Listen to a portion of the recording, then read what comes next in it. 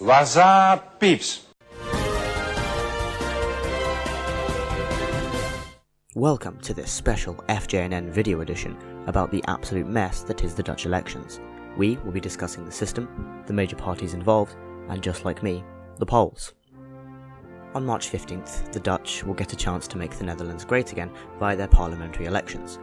Now, in contrast to the American election system, the Dutch don't get to vote for a president. They vote to give their party a number of 150 seats in the House of Representatives, called the Tweede Kamer, the second room, via proportional representation. This means that if you get 10% of the votes, you get 10% of the seats. There are loads of parties, 28, and none of them win. It's true, nobody actually wins. After the elections, the party leaders get together in order to try and form a coalition. A bunch of parties bonds together to get a majority of the seats. In the past, a party could get a third of the vote and form a coalition with a few other parties. The remaining parties form the opposition. In today's world, the PVV is the leading party in the polls with roughly 33 seats. But the majority of the parties have stated that they won't form a coalition with the PVV, so it's going to be very difficult to form an actual government. Now let's introduce the parties and talk about some of the major ones. First, the PVV, with Geert Wilders being their leader. The PVV currently holds 12 seats in Parliament, but in recent polls they've had up to about 33. Some of their major points include the de-Islamization of the Netherlands, making the Netherlands independent, so taking them out of the EU, creating a direct democracy with a binding referendum, low rent, no more money to foreign aid, windmills, art and government-funded broadcasting. However, they do also want to give more money to defence and police. Fun fact, Base Geert is actually 6'5", which puts the rest of us manlets to shame. Next on the agenda, we have the PVDA, also known as Labour, with their leader being Lodewijk Asscher. Once a powerhouse that dominated the Dutch politics scene for an absolute ages, with 33 seats in 2012, Labour has managed to piss off almost all of their voters. In the polls, they have around 10 seats, which is a historic low for them. The immigrants they have been pandering to are starting to leave them as well. Some of their stances include giving more money for government-funded broadcasting, more diversity at public institutions, investing in better teachers, letting Lotengo keeping his autism bucks, but he's still not voting for them, making it mandatory to build solar panels on new houses. They're also very pro-EU. Their fun fact is, thanks to these arse-hats, there are now 2 of Erdogan's pets in the House of Representatives. This brings us to Denk, and no, it's not what you think it is, you meme, with Tanahu Kuzu. 2 Turkish-born Labour members left the party after an internal dispute. Denk's second-in-command told his, at the time, fellow Labour member, Marcouch, "May Allah punish you," and then they were kicked out. Since then, they formed their own party with a clear Islamic agenda.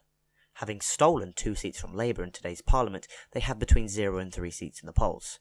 Some of their stances include changing integration into mutual exception and creating a Ministry of Mutual Exception, creating a racism register, forming a 1,000-man racism task force in the police that will be trained as discrimination experts, banning the terms Allochtoon and Autochtoon, meaning immigrant and native Dutch, creating community contact service, a form of community service where the racist has to provide services to the group he or she insulted. Fun fact, the kid in the photo is actually doing the sign of the Grey Wolves. Now we move on to the VVD, and their leader being Mark Rutte, who is actually the current Prime Minister. The VVD is the closest thing that the Dutch have to an economic right-wing party, but it's not more right than the Clintons are. Probably the closest you get in Western Europe to being libertarian.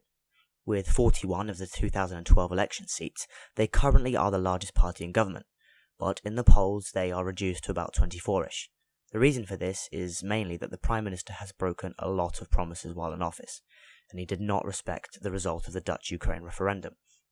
Some of the VVD stances include reducing budget shortages and a lot of budget cuts, investing in education, especially technical education, reducing the size of government.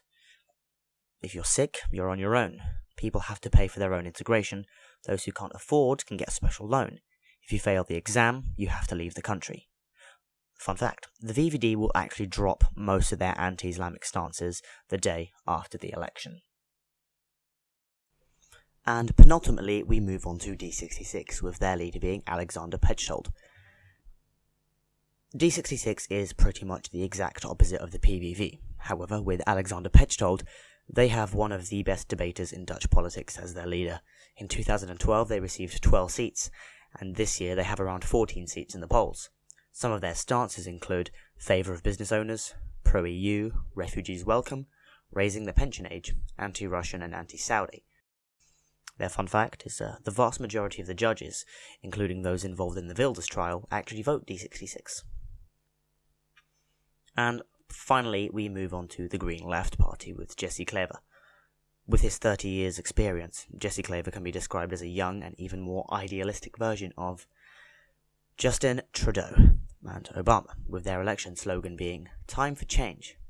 However, he does manage to overcome his lack of real-life experience with great speeches about hope and change that win him a lot of votes and support from young and wealthy people. Having only 4 seats in 2012, the Green Left Party have roughly 16 seats in the polls, making them the largest left-leaning party.